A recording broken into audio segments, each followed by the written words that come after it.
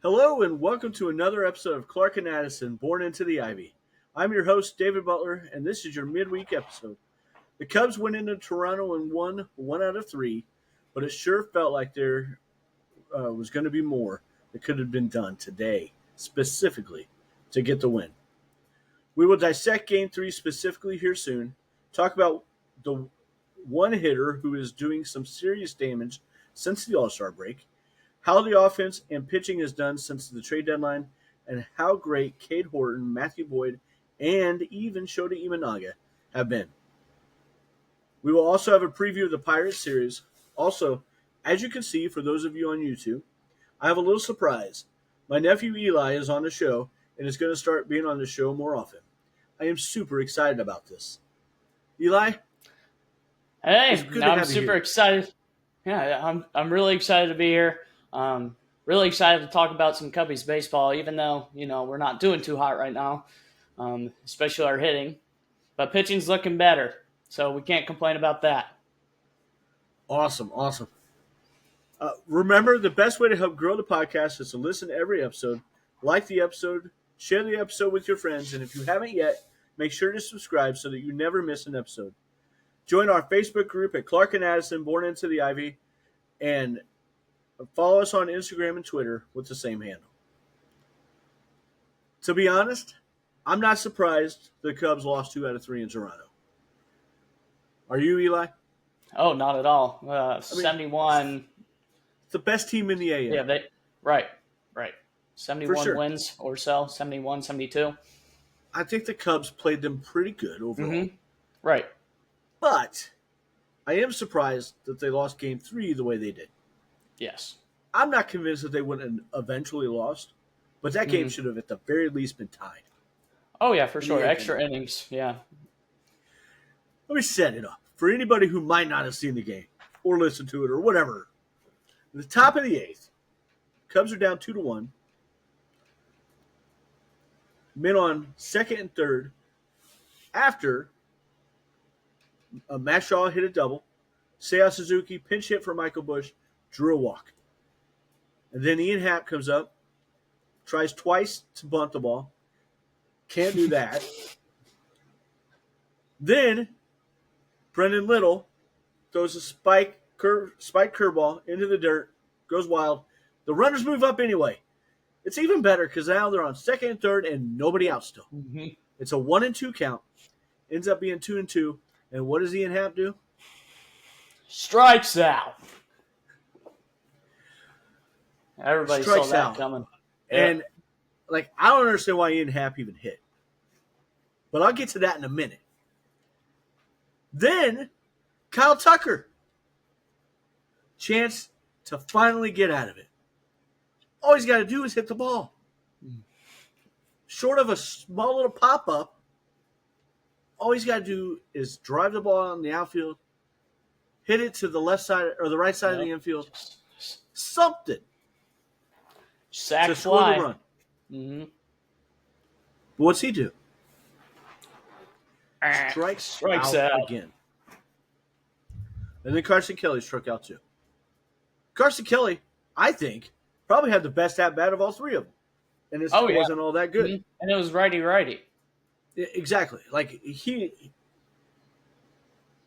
To be fair, Kyle Tucker did have lefty-lefty battle. It was lefty-lefty, but Kyle Tucker is supposed to be. He hits both ways. Yeah, he hits both ways. Kyle Tucker is supposed to be above all that. Mm-hmm. So, and I get Tucker's going through it, like they're all going through it. But, man, we just got to get a situational run. Why on earth did Ian Happ bat? I'll ask this too. Why was Ian in the 2-hole? You took PCA and Seiya out. They're both having a day to rest. I get that. PCA probably needs the full day to rest. I understand that too. Seiya did his job. By the way, quick little note.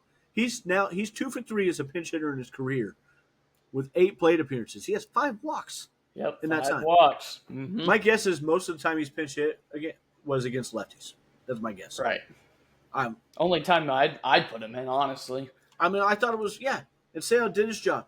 He got on, you don't want to push it. You don't want to press the issue because otherwise you're going to strike out.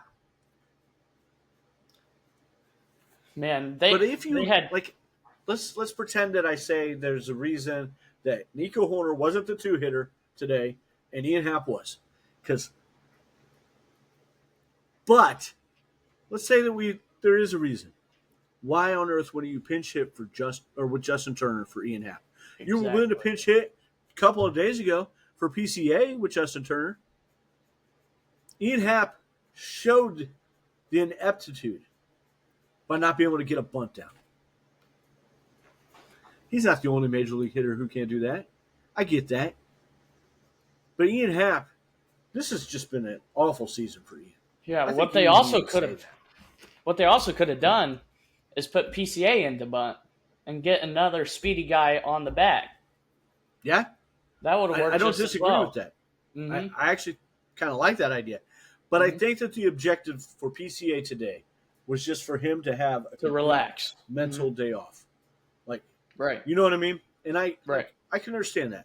I get that we need to get a win, but the guys that were there, they should have been able to take care of that situation. Justin Turner came in the game. It's not like he wasn't going to be playing anyway. He came in for Bush in the top or bottom of the 8th. Yep. So you knew you were going to use him. Why not just keep staying in the game and put him in left? Mm-hmm. Right. I don't understand. Justin Turner is the second best ball to contact or ball to bat hitter on the team beside Nico. Mm-hmm. I would have been absolutely shocked if Justin Turner had not made some kind of contact to get Matt Shaw in. Oh, yeah. I keep hearing a lot of people say, I don't understand, what do y'all want Craig to do? He can't hit for the team. He can't. But he can put these guys in a better position than what he has been. Case in point. He should have. I know to do that. I don't get paid $6 million a year to manage it. We're just fans. Listen to the fans, Craig. I mean, I get that we don't necessarily want to do that all the time either. But man, come on. Am I wrong? Oh no, absolutely not. Owen Casey had his debut today. That first hit, if you haven't seen it, go find the replay. It was a hell of a hit. Amazing grab too. It was an absolutely fantastic catch by David Schneider. And as a baseball fan, I absolutely loved it. And as a Cub fan, I hate that guy.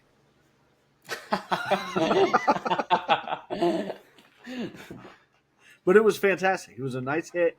Hopefully Casey gets his hit soon because he's owed one right now. That ball was ripped too. By the baseball gods, he is owed one right now. Mm-hmm. Oh yeah. It was a heck of a hit. It was a double, man.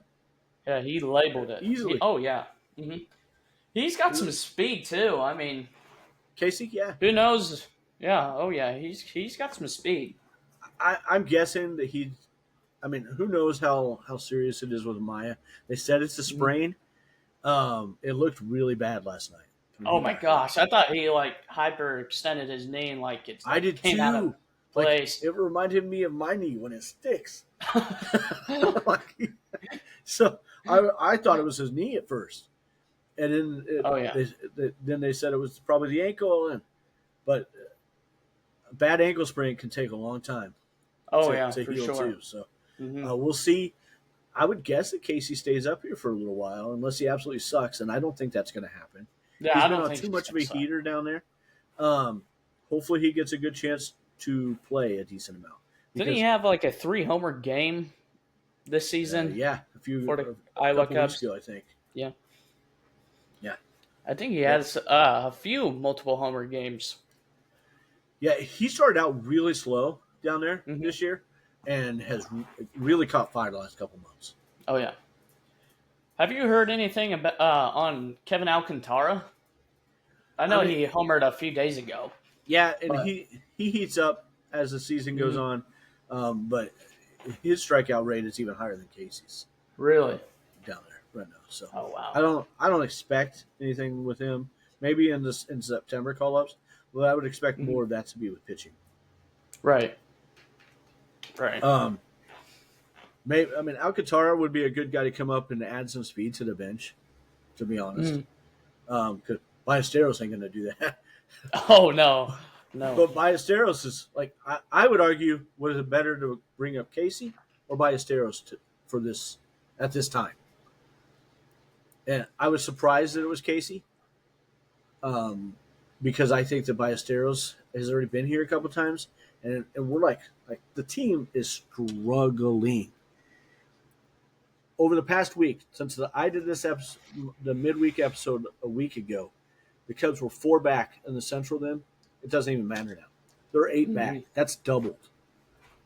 The Central needs to be the furthest thing, winning the Central, furthest thing from their mind right now. They need to hold on to the top wildcard spot. They need to host the first series. Like, that would be huge for the pitching staff, because the pitching staff numbers look really good, but they pitch much better at home. Much better. Oh, yeah. What do you think? Do you like the call up of Casey instead of Ballesteros? I do. I mean, he was batting. What I think he was batting 290. Yeah. And with like 20 home runs, I mean, you can't. His OPS is in the 900s. Yeah, I mean, you really good. You got to give the guy a chance. I think. But this like you said about Moises, what you said about Moises, like, you know, the pressure won't affect him as much because, you know, he's been here. It's not his first time on the show. Yeah. But I'll tell you this: Owen Casey didn't look like a young man under it. Like, right. Holy cow, this is bigger than me. I think he felt comfortable. You could tell. Oh yeah, especially after that first at bat, knocking that liner. Wholeheartedly. I bet you he felt real good about that. I agree. Did you know Matt Shaw, since the All-Star break, has an OPS of 1,147? 1.147. That's insane, man. Wow. He has 8 home runs and 16 RBIs. And quite frankly, it's kind of sad that he only has 16 RBIs because the rest of the team can't get on base. Yeah, yep. He has 14 runs in that time and 4 stolen bases, too. What I want to know is, why is he still in the 9 hole? I get what you're saying, but I'm not sure I want them messing with that. That's like the one thing that's working right now. So let's just let him be him. And Dansby has hit much better in the 8 hole. So let's just let those two be them and hope the rest of them get out of it. Yeah. I get what you're saying. And at some point, I think you do need to consider making that switch if the rest of them can't get it going. Right. But I would hate to mess with that. And then that I wouldn't put him at 1, obviously. I wouldn't move Dansby ever again because he showed. But Matt Shaw, I get it. Hopefully next year he gets a chance to really have a better spot in the lineup. As long as he can continue to, maybe not necessarily that 1147 OPS, but if he can continue an OPS in the mid 8s, he deserves a chance at 5, 6 spot, and I think would do well, or dare I say, the 2 spot. The 2 spot I think would be great for him. PCA needs to get in the 1 spot, in my opinion. See, I think that or Nico. But I know Nico usually does against left-handed pitchers. But I feel like his contact and vision and everything is almost just as good against the right-handed pitchers. I agree, but he's such a clutch hitter, too, that I like the idea of him at least being in the 2 hole. Instead of, I would like him at 2 or 5, frankly, Nico. Preferably 2, if I have my druthers. Uh-huh. I like the idea of being in the 2 hole the best. And PCA off. And then put Matt Shaw at 5. Who knows if Tucker's going to be here.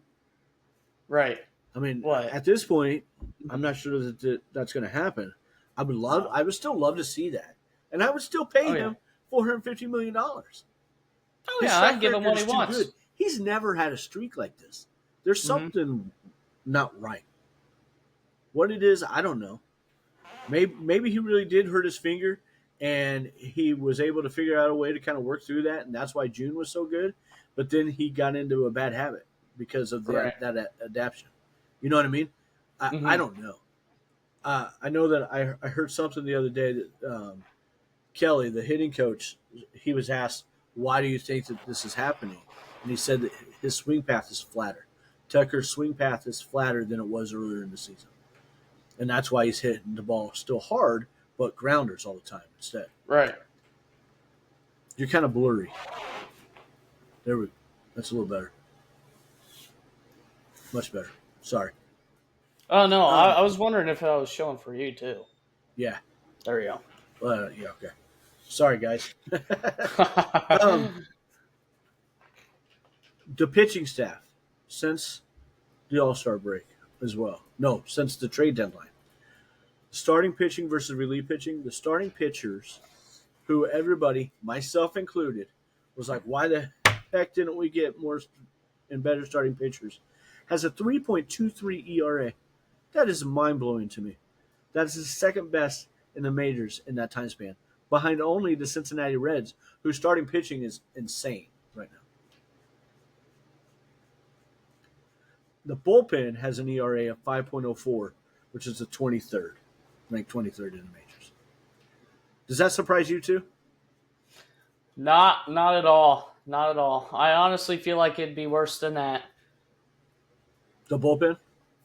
Although, I mean, we got some great guys in there like Oh, yeah. Palencia and who else is Keller. a good one? Keller's good. Keller's hit or miss sometimes though. He's overall pretty good. Caleb Thielbar has been really good. Thielbar's pretty good, yes.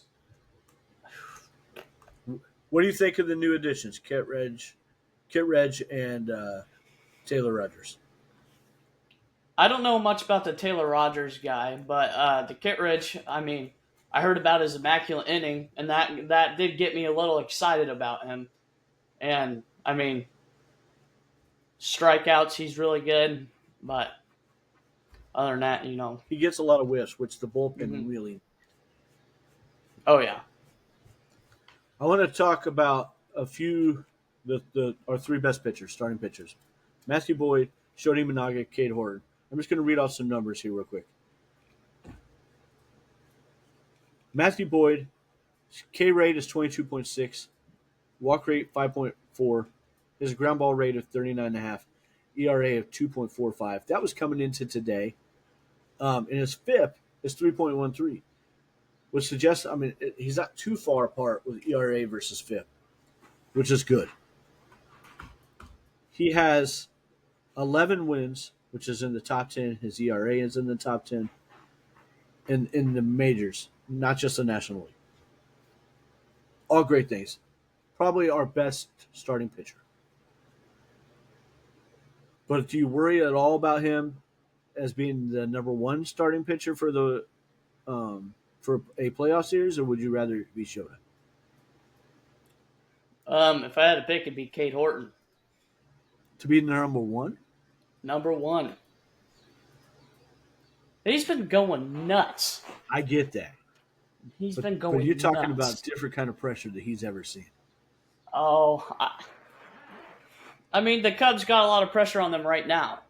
I like the idea. Now we're, I like the idea. But if I had to pick between Matthew Boyd and Shota Imanaga, I'd 100% of the time pick Matthew Boyd. Boyd over Imanaga? Oh, yes. I think Boyd offers more consistency. Yes. I think Imanaga offers more upside. Yeah, yep. Imanaga, the only thing, I mean, he's not bad like a whole game, but there's one inning where the team just decides to rack the ball on him. Case in point, he has a 21% K rate, 4.5% walk rate, which is phenomenal. Mm-hmm. But his ERA is 3.19. His FIP is 4.33. I think that kind of proves your point. The separation between them. Mm-hmm. The last 7 games, he's only walked 2 people, which I think is amazing. It was abnormal how many batters he was walking early in the season. Really? But he's really gotten back to what he does more with that. But the splitter's hit and miss sometimes. Yes. And that's the key for him. I think splitters, for the most part, is a pretty dangerous pitch for a lot of pitchers in the league, though. Agree. Because sometimes you don't get that movement that you nasty want. Splitter, man. Yeah. Mm-hmm.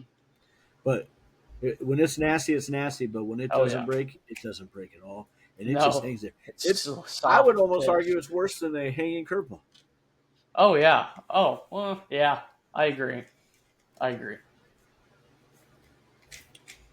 For sure. Because part of that is because a curveball at least it's supposed to meant to come in from a higher angle, right? Or like in dive down, where the splitter is meant to look like a strike, so you got to throw it in the strike zone. And then it's supposed to dive. If it doesn't dive, it's going that way. Just stick with the change-ups. I'm telling you, stick with the change-ups. Cade Horton has been phenomenal, specifically of late. He now has a 19.3% K rate. Had his career high yesterday with 8 Ks. The walk rate is 7.8%, and it is a ground ball rate of 46.7. His ERA is 3.07, and his FIP continues to fall as well at 3.74. Do you know what his ERA at home is at Wrigley? No. 1.61. Oh, wow. Isn't that crazy? What's his away? It was in the 5s. Now it is 4.69 after yesterday. And I thought yesterday was a gigantic test for him. He passed with flying colors because not only was he on the road, he was in a park that allows a little more offense. He was going against a team that is one of the best offenses in the league. Oh, yeah. And doesn't strike out much. And he had his career high in strikeouts. Mm-hmm. I thought that was awesome and huge, absolutely huge for the young man who already had a ton of confidence. Oh, yeah. I'm excited for, his future with the Cubbies. Agree. And if the only way they could have possibly traded for a controllable arm like a Joe Ryan or Mackenzie Gore, and the rumor is that this is the only way they could have was to include Cade Horton, I'm glad they didn't do that. Exactly. I know people were talking about putting Matt Shaw in some trades. Yeah, I'm glad they didn't include him. Yeah. Mm-hmm. He's our star. He's our star for sure. Him and Cade Horton both. I think he's most certainly going to be. Mm-hmm. Oh, yeah. The Pirates preview for this next series against the Pittsburgh Pirates. The Pirates come to Wrigley Field for a 3-game set starting tomorrow that, frankly, the Cubs need to win at the very least, at least 2 of 3.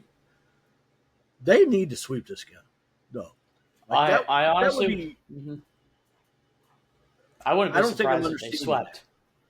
I wouldn't be surprised either. But then again, I would. The way their offense is. Right. The only one that's been struggling that seems to maybe be coming out of it is Michael Busch. Oh, yes.